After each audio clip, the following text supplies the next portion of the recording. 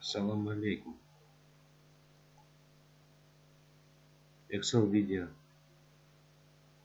Excel programma monтип ачылат. Push'ты басып, анан кийин push'ты басканда Excel программа. Анан бу жерде могу развернуттер бар. Анан бир жолу басат, анан ачып берет Excel. Развернуттер. Могу бассаңар бүктөлүп калат. Бул жакка. Кайта бассаңар мынакей чыгат. Могу мындай кичинекей айнек окошко деп коет. Айнек деп чөй солот. Чоң. Мындай бас. Жегине бассаңар мындай чөй. Мындай жалпы баарын ачып койсо болот. Анан кийин бу жерде могу электронный таблица деп коет. Ушул электронный таблицаны кандай кыласыңар? Могу бир мамычай столбик. Болчу. Могу 3'тü бассаңар строчка. Ушул башынан аягына чейин ушундай белгиленет.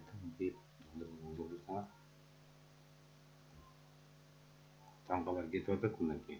Үстүндө таңкалар. Аягына чейин. Ошол. Анан кийин буларды бул белгилүү да, белгилесе болот. Муну кармап туруп анан кийин жылдырсаңар 2-3 мамыча столбик белгиленет да.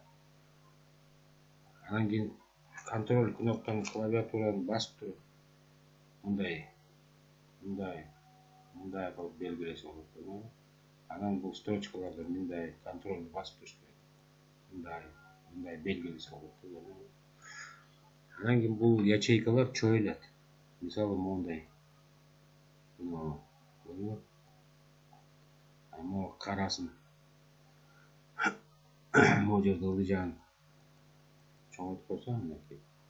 Мондай кара эки жакка карай турган белги чыгат да. Могу чойсоңор чоюлат. Муну да мындай чоюп, анан муну да баарын мындай белгилеп, могу тамкасын басып туруп, анан мындай жылдырып, анан кийин монтип бирөөсүн эле жылдырсаңар баары жалпы жылат да. Эми таблицаны кантип кылса болот? Мына 1-2 строчканы калтырып, анан мондай белгилеп, бул жерде чию деген бар, границалар, жалпы все границы дейт. Ошону бассаңар, мында чыйылып калат. Бул жерге немени жаза берсеңер болот. Номер. Подпункт. Анан бул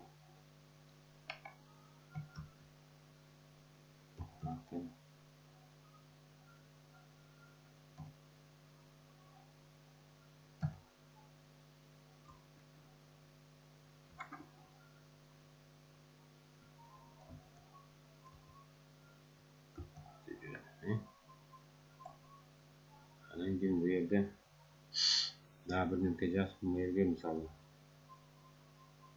муну чөйүп койсо. Муну 2 жол бассаңар автоматически өзү немесин алат.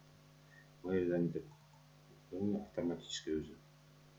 Анан мындай эле чөйүп коебуз. Анан кийин бу жерге мисалы сабактарды жасабыз да. Бу жерге алгебра. Бу жерге биология. Бу жерге химия. Сабактар. Анан кийин могу биринчи 1'ди коебуз. 1, 2, 3, 4, 5, 6. Анан кийин бул жерге аттарын жасабыз да.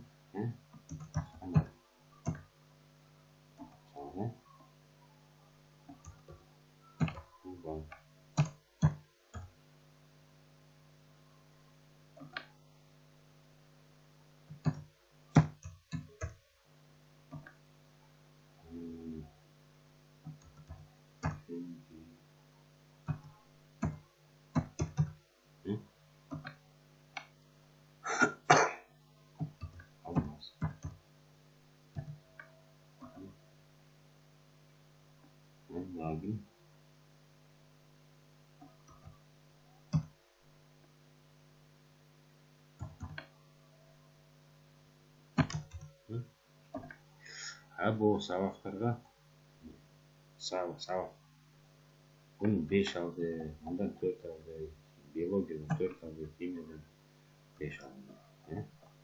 Бұған болса 3 алды, 4 алды, 3 алды, 5 aldı.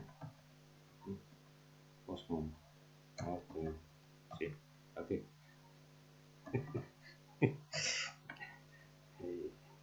2 aldı koyalım, 5 aldı, 3 aldı, 4 aldı, bir de 2 hadi 2 3 5 4 2 bu yerde de bunu kopировать etip alırsa bunu kopировать etip kopировать etip bastır. Hani bunu bir kapat koyarız. Ставить. Tek. Hani orada 3 dakika olur. Hani bunu da bunu kopировать etip ayta. Hani orada ставить. Hani orada 4 dakika. Hem orta esep qanday chiqamiz.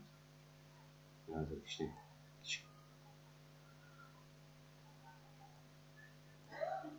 ortacha bor.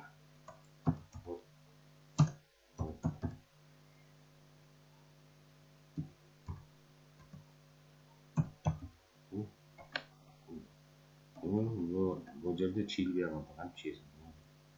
Belgilab, hani chil qo'shib granitsani. Endi bu yerga formulani qo'yish kerakda o'rta. Qancha eseplaydi? Formula mana f tam. Asosan bu yerga средний degan математический deb qo'ysa bo'ladi. Математический. Bu to'g'ri математический formula.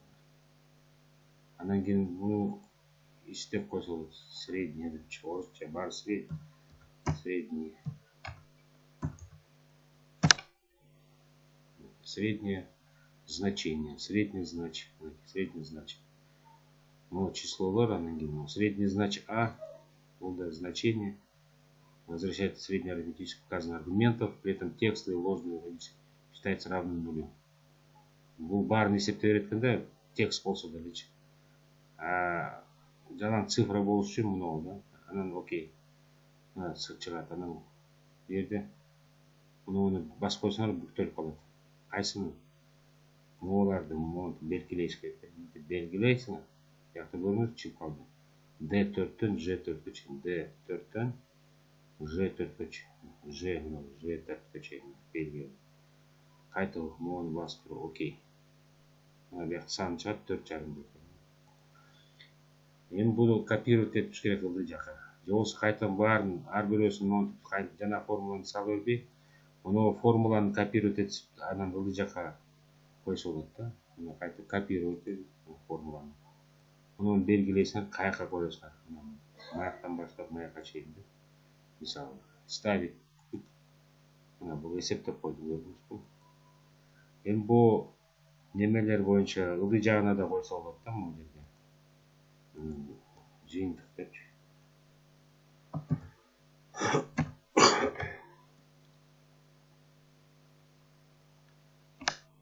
Бұл жерге қайта барыс қалсаң, среднее значение мына кечіп қалды. Осы жерден да шығса болады. Қайта бүктеп саласаң, бұл үштің күшін ментеп.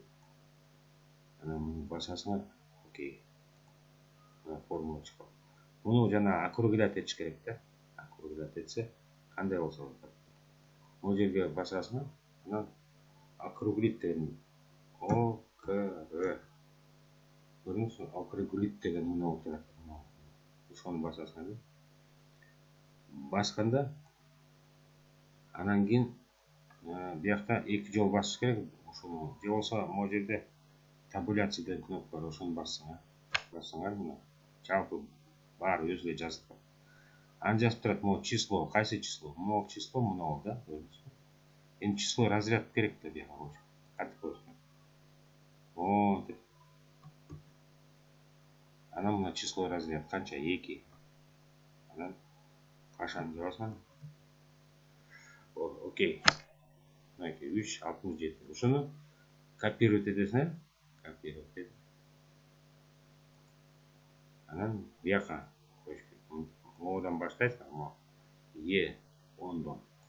Могу Е 10. Е 10. Ошондон баштап белгилеп басып туруп, мышканы басып туруп, анан маяка белгилейсиң, анан ставить дейт. Ставить дейт. Эсептеп койду. Эми мунун баарын мындай кылып белгилеп, анан кийин мондай рамочкасын чийип коюш керек. Болду. Ушундай неме болуп калды да, чыгып калды. Жыйынтык. Ушул таблицаны ушинтип чийсе болот. Муну бир мамыча кереги жок болуп калбады. Ошону кантип жок кылыш керек? Муну белгилейсиң. Жалпы баарын. Эгерде ылдый жагында эчтеке бир сан жок болбосо, керек текст же болбосо цифра жок болсо, ошондо монтип баарын белгилесе болот. Анан кийин монтип ушул жерде эле басканда удалить. Басасың, жок. Кетти. Эми муну могу жерде ортосун коюп койсо болот. Орто.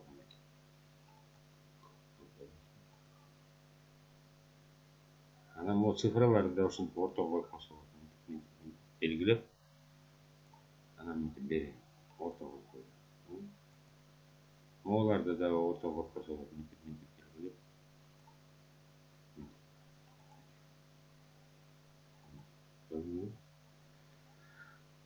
Анан ушуну кылгандан кийин кээ бир ячейкаларды боесо болот. Кантип боесоң? Мына заливка деген бар. Кээде мындай 4-төрдү боеш керек болуп калат. 4 менен 3-төрдү боеш керек болуп калат. Кантип боесоң? Мынтип боесо болот. Мынтип баарын белгилейсиң. Могу цифраларды. Анан кийин условное форматирование дейт. Ошол жерде мына жазып турат да, правила выделения ячеек. Больше, меньше, между, равно. Равно. Ошону басасың. Анан бу жерде равносын биринчи 2ден баштайсың. 2. Көрдүңүзбү? Белгилеп калды өзү. Светло, красный, окей. Эми кайта эле ошол эле условно форматирование. Правила выделения ячеек равно. Эми бул жерде 3 болуш керек. 3. Баары бир болуп калат да. Ошондо бу жерде өңүн башка өңдү табыш керек. Эми кайта ошол эле 3тү 4тү. Правила выделения ячеек равно 4. Бул жерге 4 коюшуң. 4. Анан бул жерге светло красный эмес, желтый болду, зеленый болот. Окей. Эми 5 условно форматирование. Создать правила. Равно 5. Анан яғын цветин 2, 3, 4, 5. Красный. Светло-красный заливка. Можно пользовательский формат деп койчу. И бу жерде мына заливканы сурап атат да, кандай болуш керек. Мондай болуп коет. Окей. Окей дейт, болду. Мына силердин немеңер ар бир өзүнүн эме цвети бар да. А бул жерге 4 ордуна мисалы 5 болуп калды. Түк көрдүңүзбү? Өзү эле өзгөрөт цвет. Мына жерге мисалы 3 болуп турган 2 болуп калды. Көрдүңүзбү? Кызарып калды. Ошентип цвет ар кандай цветтерди койсо болот. Туурабы? 2. Ушундай. Могу сохранить этиш керек муну файлды. Файлды басканда сохранить. Басасыздар. Папка письман. Анан бу жерде книганын ордуна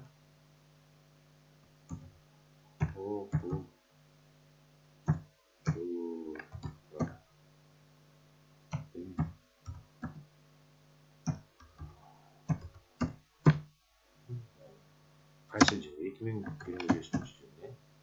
Окей, сохранил. Мына бұл үстінде шығып қалды, көресің бе? Оқушылардың балалары 2005 жыл. Мінекей ушинтип эле сохранить этет. Анан кийин лист турат да. Эмки бул мисалы ноябрь деп коелу, ноябрь. Анан ушуну кайта декабрьде кылыш керек да. Ушуну кантип кыласың? Копиясын кылыш керек, ушунун копиясын. Биринчи мондай предварительный просмотр көрүш керек.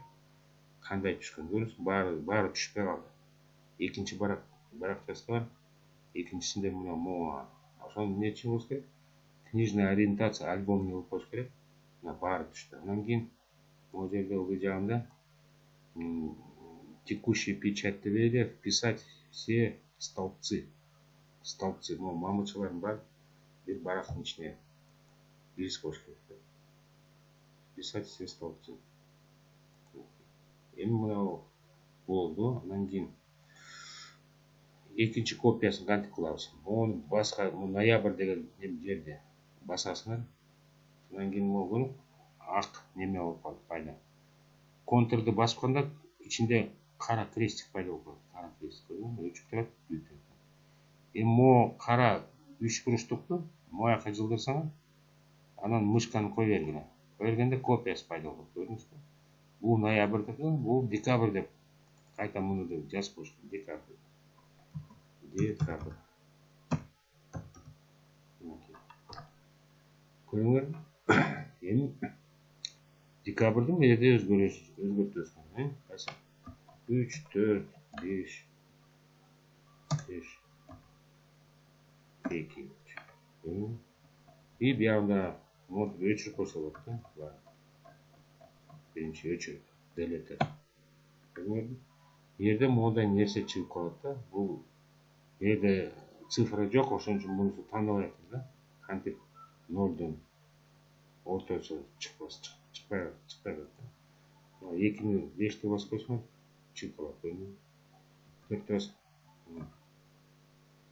4-те басып койсоңор чыгат. 3-те басып койсоңор чыгат. 2-ни өзүнө чыгып кетет. Ушинтип ортосунда сразу эсептеп атат, биягында эсептеп атат өзү. Эми мындай да. Бу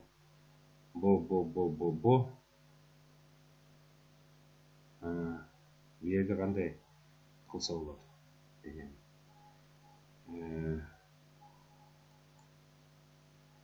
Муну копировать этип. Могу жерде кара крестик көрүнөт, мондай кара крестик болду. Бияка жылдыр дейт да. А биз жылдырбайлы дагы ылдый жагын бурчуна барсак, мондай кара нерсе болот да, пайда мына крестик дагы. Ошону мону басып туруп, мондай жылдырсаңар, өзү толуп калат да, толтуруп калат. Жана копировать, ставить деген ордуна ушинтип эле толтуруп салса болот да. Көрдүңүзбү? Баары окшош болуп калат. Көрдүңүзбү? Болду. Анан сохранить этип коюш керек. Чыкты. Анан бул сохранение болуп турат да дайыма.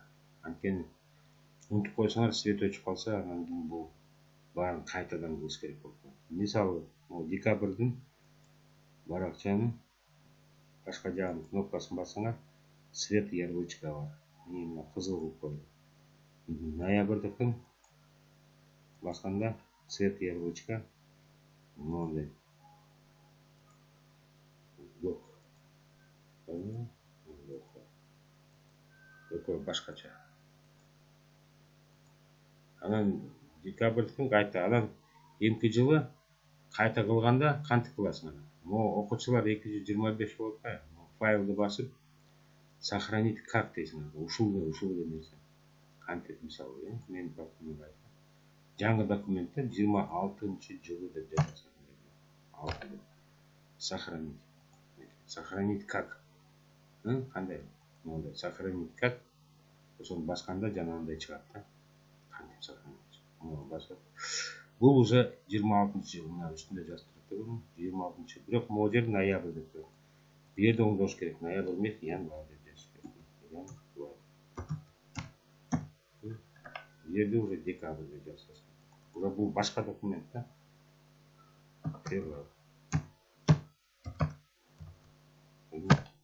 Болды. Анан бұяқты аларды январдыкын басты уақытынша өчіріп қойсын.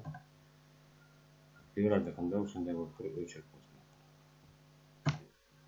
Эгерде моундай чыга турган немелерди көргүңөр келбесе, анда берге дагы бир формуланы кошумча кылып коюш керек да. Могу средний значиттин ордуна эмес, ошо кошумча деп, муну да сыртынан дагы бир формуланы жазыш керек. Кайсы?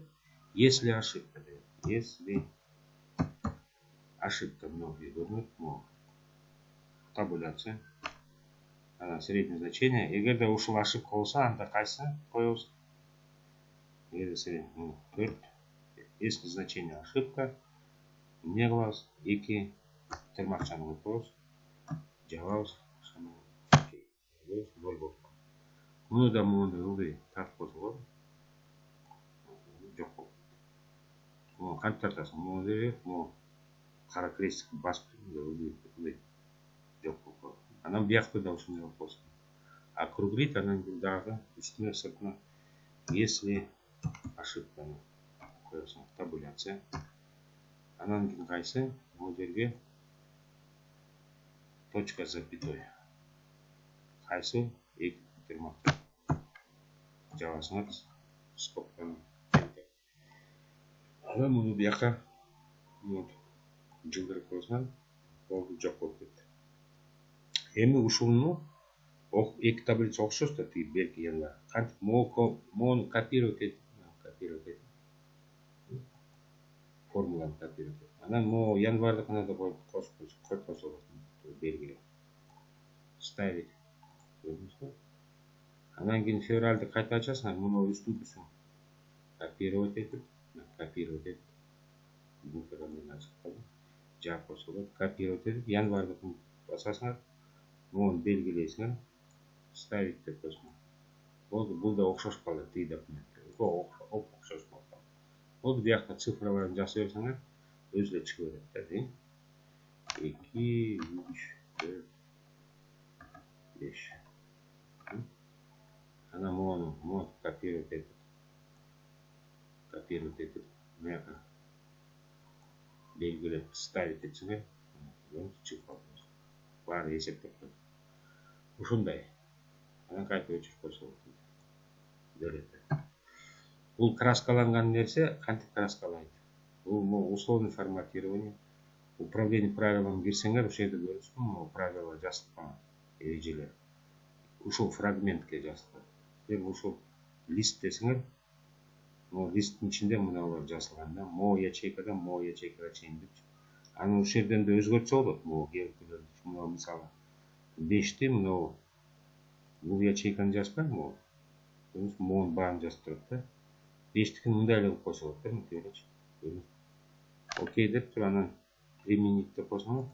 Окей. Мисалы, могу жерге 5ти жасабыз, боёп. А берге 5ти жасап боёбойт. Неге? Анткени правила эреже биякта жок 5тики. Но бирок 4тики бар. 3тики бар. 2ники бар. А 5тики кайта жок. Анан 2ники бар. Ушундай. Бу жерде бар эреже, могу биринчи строчкасында. А бу жерде жок, могу калганда 5 жөн, 5тики. А калганда иштей берет да. Копировать этип туруп. Көрдүңүзбү? Болду, ошо менен сабак бүттү.